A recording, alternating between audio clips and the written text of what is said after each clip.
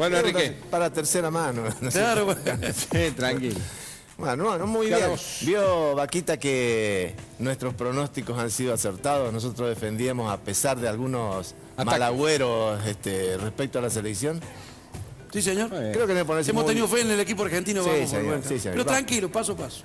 Yo ya estoy eufórico con eso. Esto es, nunca nadie lo vio a Tinelli, nadie lo votó a Menem. ¿Viste cómo dicen todo eso? Y si al final son mayoría. No, pero está lo ahora nuestro salen está todos archivado. No, Ahí está están archivado. todos Fíjese en los archivos. Los arribistas de Gato. Le hicimos.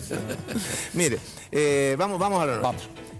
La semana pasada se estuvo hablando, ¿no es cierto?, de estos análisis que te hacen a los niños con la gotita para diagnosticar la salud una vez que han nacido. Hoy vamos a comentar algo respecto a antes del nacimiento, digamos, el primer estudio importante que se le hace al feto. Esto, una vez que la mujer tiene el test de embarazo positivo, entra en un derrotero de una serie de estudios para conocer la salud fetal.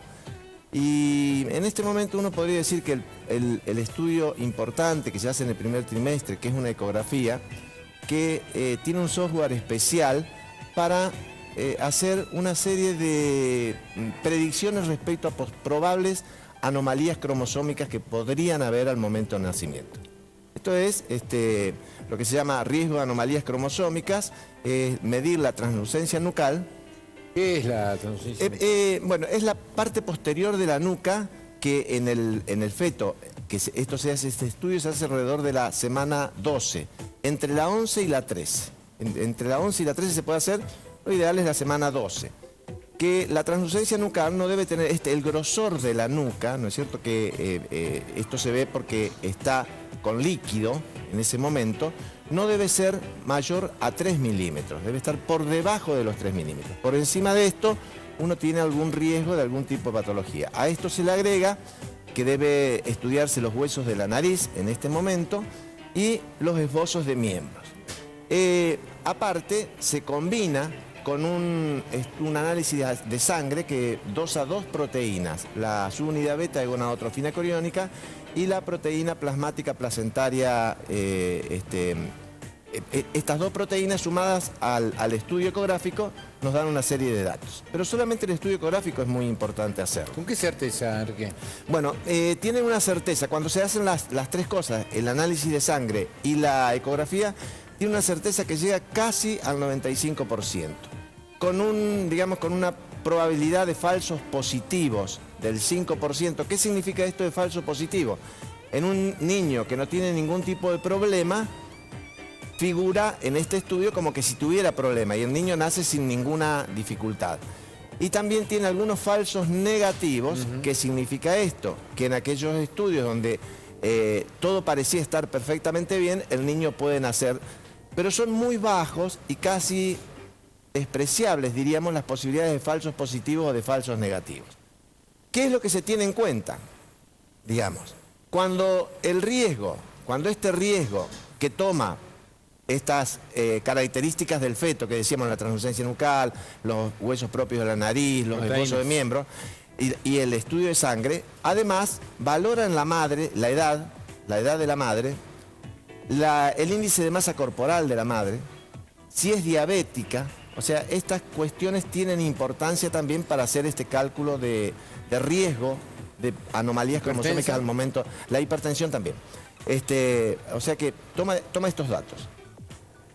Y cuando el riesgo está por debajo de 300, de 1 en 300, se aconseja hacer otro estudio que sería el estudio ya más invasivo, que es una punción para ver el líquido amniótico o las vellosidades coriales, hacer una biopsia de las vellosidades coriales, una biopsia de la placenta, de esta parte de la placenta.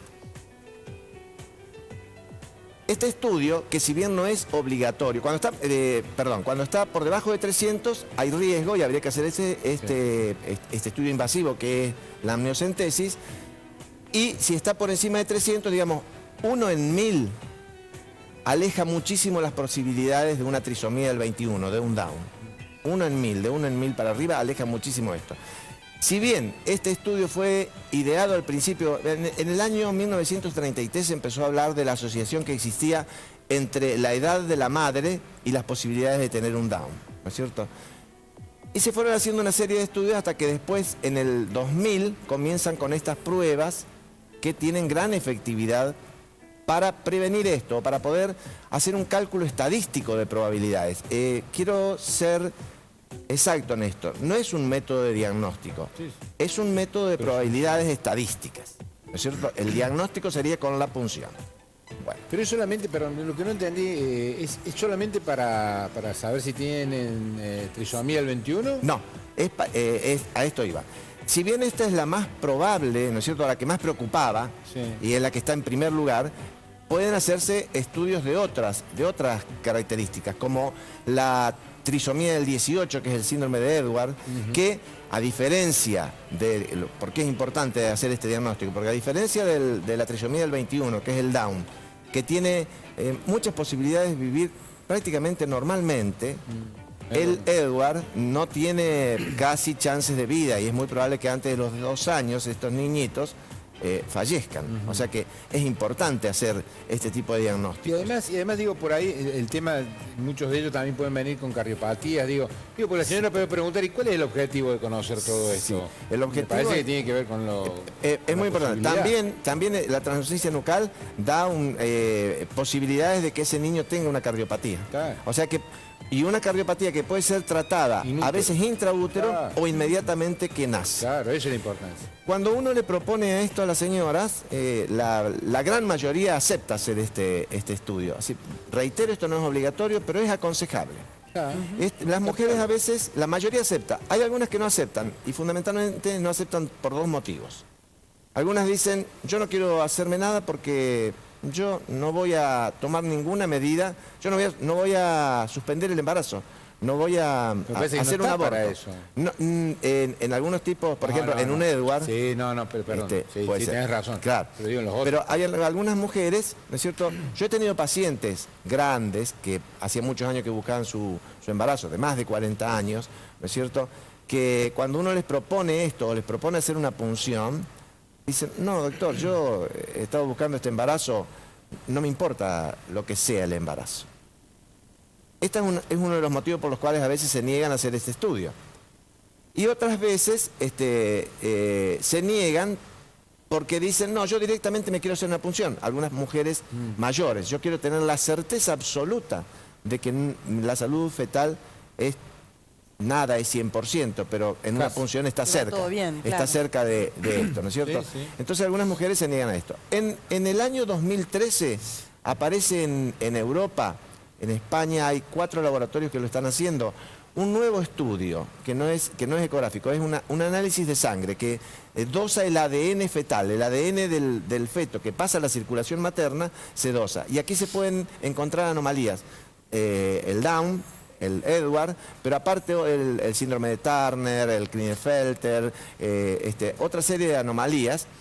El problema que este estudio, que es superador de estos, es un estudio muy caro, está alrededor de los 800 euros este estudio, lo que no está aceptado por la Seguridad Social en ningún país de Europa y todavía aquí no lo tenemos. Pero esto es un poco para hacer una demostración de que se avanza, permanentemente hay avances y permanentemente hay mayores posibilidades de tener la seguridad durante un embarazo, que antes era muy difícil saber cómo iba y todos esperábamos el momento del nacimiento. Hoy, con los métodos que contamos, podemos ir diciendo o teniendo la seguridad de que el niñito que se está desarrollando viene muy bien.